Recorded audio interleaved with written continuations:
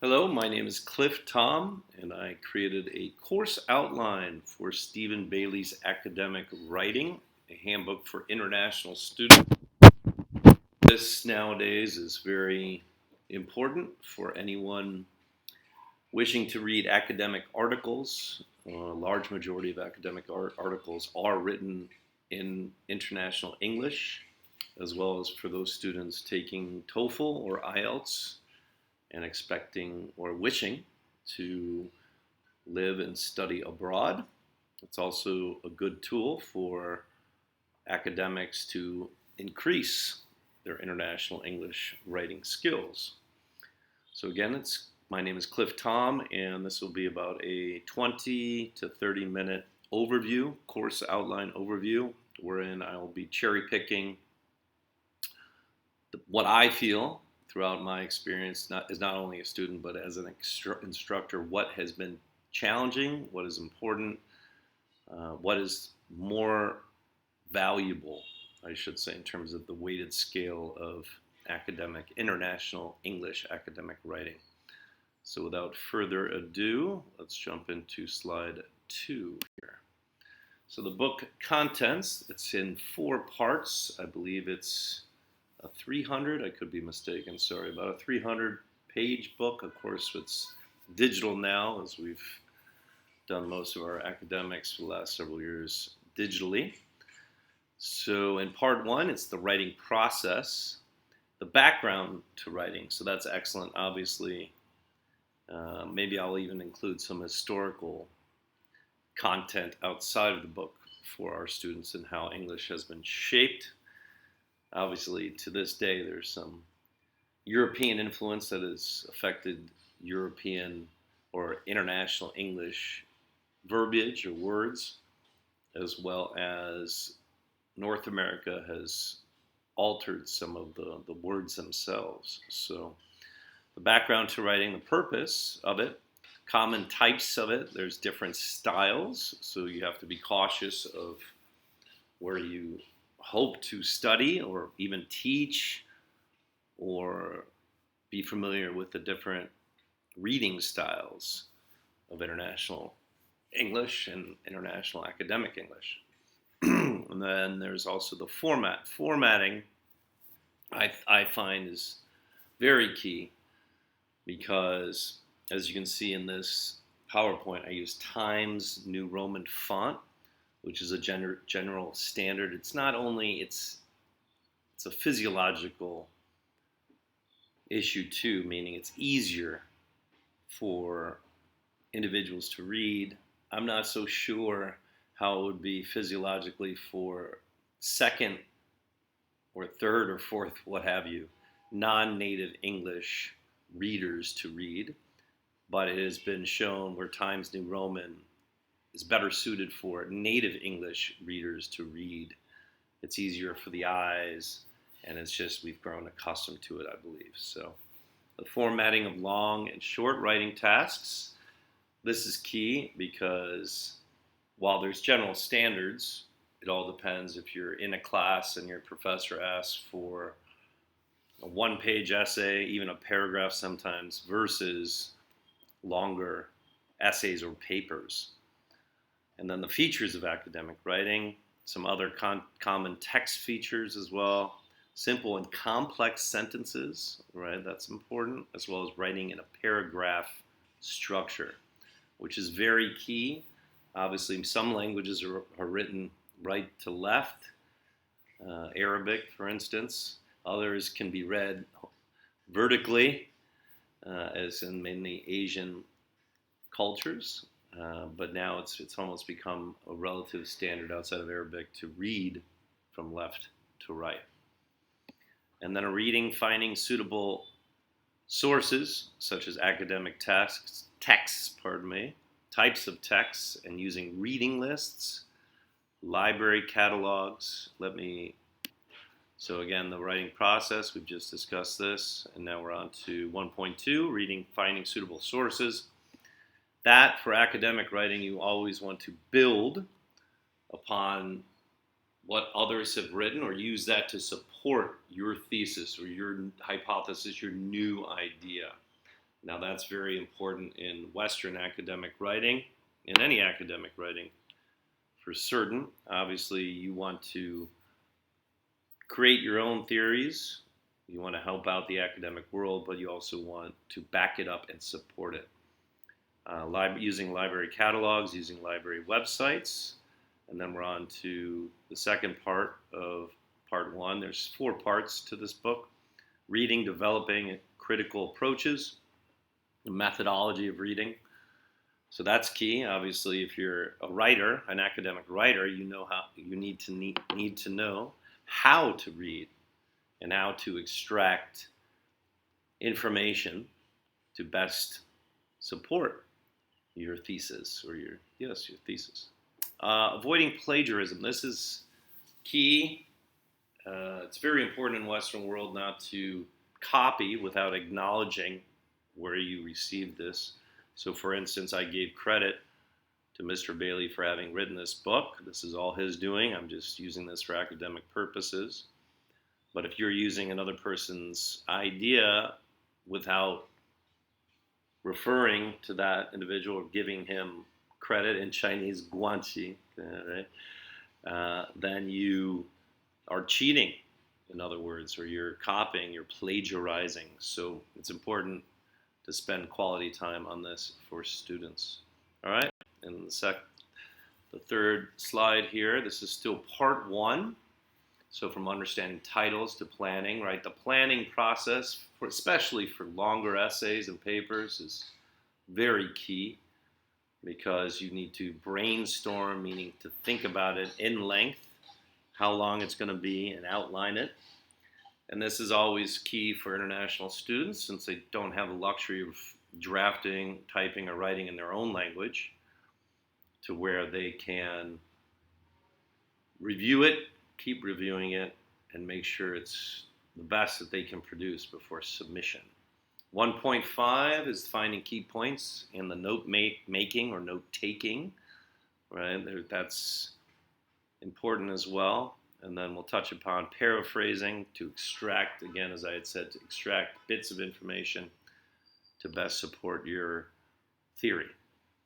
Summarizing, again, this is a international British book. I would assume Mr. Bailey's of British descent. So in America, it's the Z. I'll also share that with my good students as well, the difference in writing styles per se, as well as differences with the S's and the Z's, and the switching of the R, E at the end of words to ER in the States.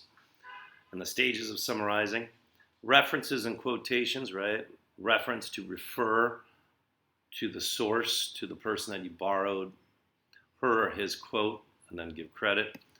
Combining sources, right? If you're writing an at-length paper, then you want to borrow from numerous sources, and then they build upon one another, or they also support one another. How to organize paragraphs, again, in America, in the North America, it's a Z. Paragraph structure, this is a good section. And then introductions and conclusions to your essay, paper, or academic writing as well. So on to the fourth slide. Rewriting and proofreading. So that is key, as I had said. The previous slide is to always make sure that there's no spelling. Today, more than ever, it is valuable because we have so many sources, word correction, etc. So again, it's how an international student maybe sets up his or her Word document in the Chinese language. There's other ways to supply it online to make sure, and I'll show those, to make sure that nothing's being copyrighted, nothing's being plagiarized, as well as referral sources are up to par and up to code, I would imagine, as well as if you are referring correctly to. And then now we're into part two, the elements of writing. Another valuable book that I always had with me is The Elements of Style of Writing, which I believe I can provide my students with a PDF as well. That's always a good referral source. So this one has the argument and discussion. And there's different styles of academic writing. You could be arguing against someone's theory. You could be arguing for and support. You could be creating your own theory. So there's numerous styles. Cause and effect, the language of cause and effect. Cohesion, right, which means together. Reference words, preventing confusion. And then we're on to the second part of part 2. So comparisons, comparing structures, comparing evidence. And definitions, simple definitions, complex definitions. 2.6 has examples. So phrases, sorry, I didn't make this a little bit larger here, I think, but that's all right. So using examples, phrases to introduce examples. And then we're ending around, well, we have 2.7 generalizations. Again, so that's with a Z. Trying not to generalize. Trying to make every sentence valuable in terms of your overall writing and what you're trying to project or provide the reader. And now we're into slide number 5. So this is the end of part 2. So numbers, the language of numbers, percentages, simplifications, these are key, especially if you're in a more objective field. So for myself, I'm in between. So we would call that mixed methodologies approaches. I believe that's my dissertation. Hopefully I'll be able to finish it in the near future because pricing in America is so expensive. But a mixed methodology for myself, but generally if you're in a mathematic-based or a science-based field, you'll be using a lot of percentages and simplifications and numerical phraseologies. 2.9, problems and solutions. Again, that would go towards more of an objective, but then again, a subjective field. Even if you're a PhD in English, you might use statistics, right, to best support your theory on how best to educate or how best to teach English, etc. 2.10, style, components of academic style, right? So this goes back to a previous portion. There's numerous styles out there, like the American Psychological Association has their APA, there's Chicago style, my home city. There's numerous writing styles. So again, that's at the discretion of your instructor and maybe even the institution that you're studying at or working at. Visual information, the language of change, types of visuals, describing visuals, labeling. Okay, these are all parts, structures, one can say, on how to best convey the information. We all are aware there's a relative generalized standard for academic writing, but then there's also the creative side too, to visually stimulate and want your reader to read more. In general, let's be honest, it's rather boring unless you're in the field. I'm not particularly keen on reading mathematical studies, but I am for my own field, which is healthcare and healthcare administration. So now we're into 2.12, working in groups. That's always important. Hopefully, maybe I'll do some group writing tasks, especially nowadays online with the advent of online education and the answers always available to us. I think teamwork is key. As you can see, many projects nowadays in professional and academia are all teamwork. So because the answers are at our fingertips and we're just better at team building now and building through teams. Okay, so now we're in part 3, accuracy in writing. Again, it's almost embarrassing nowadays to submit a poorly written in terms of misspelling and grammar issues, especially with so much help that you have available online to check. What gets students in trouble, especially international students, are more or less the plagiarizing, not giving credit to previous authors, or possibly even stealing it without doing the typing or the work, so to speak, by themselves. So 3.2 is academic vocabulary. Adjectives, right? 自动词, Hanyu in Chinese, and 名词 and 动词, right? So adjectives, nouns, and verbs, and the formality in verbs. 3.3 articles, the use of articles, right? The use of reference material. And now we're coming up on finishing 3 and then on to 4. So I think it should be around 20 minutes, this outline. 3.4 is caution, the use of caution, the language of caution, and using modifiers. And then conjunctions, right? Conjoining words to make them fit your theory and your writing style better. 3.6 are nouns, 名字, 字动词, so using nouns and adjectives as well as abstract nouns, and prefixes and suffixes. So a pre is a prefix onto prefix, but means before in English, and then suff is after. So how to use that again, 3.6 and 3.7, to better support your sentences, your paragraphs, and the overall course structure. 3.8, prepositions, to, for, it.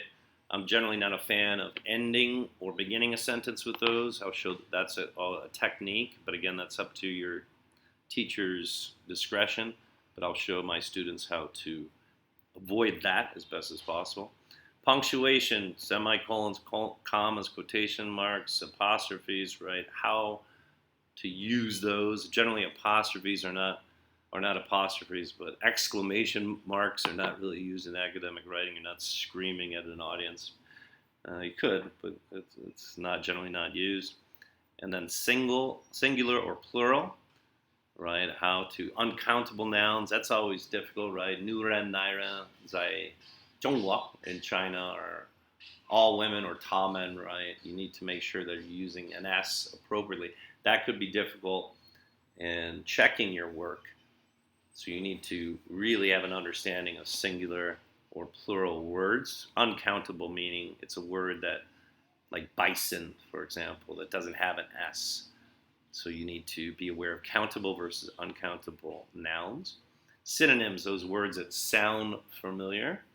So how synonyms work, and common synonyms in academic writing. So we're on to 7, and it looks like we'll be around the 20-minute mark, so that's pretty good. 3.12 are timing words, how time words are used, sensitivity in terms of future, past, and present, right? Passive verbs, active and passive, and the structure, and using adverbs correctly. So this book definitely has some grammar, and it looks like he's put some forethought into it. I wouldn't be surprised if he's taught international students, but has a good understanding of the issues that face international students when they come study at a native English language university or school. So verbs of reference, using verbs of reference, common referring verbs. And then 3.15 are verb tenses, right? Simple, continuous. I'm not a grammartist per se, but obviously I've had to have many grammar classes. But this is my wheelhouse, is academic writing. I really enjoy it.